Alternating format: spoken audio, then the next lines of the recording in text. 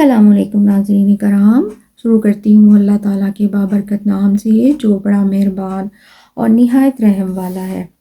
پہلی رات نبی صلی اللہ علیہ وسلم مکہ مکرمہ تشریف لائے اور صبح ہوتے ہی آپ صلی اللہ علیہ وسلم نے اپنی قوم کو اس بارے میں آگاہ کیا اور خبر دی جو اللہ تعالیٰ نے آپ صلی اللہ علیہ وسلم کو دکھلائی تھی، مگر قوم مزید پر اتر آئی۔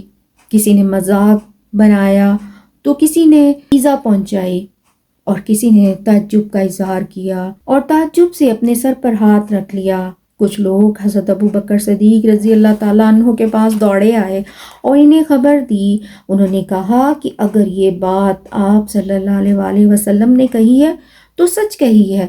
لوگوں نے کہا آپ اس پر بھی ان کی تصدیق کرتے ہیں؟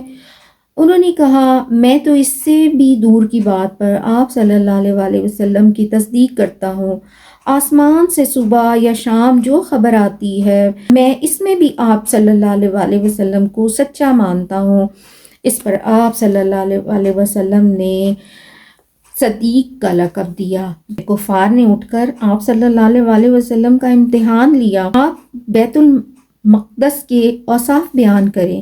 آپ صلی اللہ علیہ وسلم نے اس سے پہلے بیت المقدس دیکھا نہ تھا اور نہ اس رات کی نشانیوں پر غور کیا تھا، لیکن اللہ تعالیٰ نے اسے آپ کے لیے روشن کر دیا اور آپ صلی اللہ علیہ وسلم نے تمام نشانیاں بتائیں، ایک ایک دروازہ اور ایک ایک جگہ بتلائی، اور وہ آپ کی کوئی تردید نہ کر سکے، بلکہ یہ کہا کہ جہاں تک اوصاف کا تعلق ہے آپ صلی اللہ علیہ وسلم نے بالکل ٹھیک بیان کیا۔ انہوں نے اپنے ایک قافلے کے متعلق بھی پوچھا جو ملک شام سے آ رہا تھا۔ آپ صلی اللہ علیہ وسلم نے اس قافلے کے اونٹوں کی تعداد اور قافلے کا احوال تک بتایا، یہاں تک کہ اس کے پہنچنے کا وقت اور جو اونٹ آگے آ رہا تھا ان سب کی خبر دی۔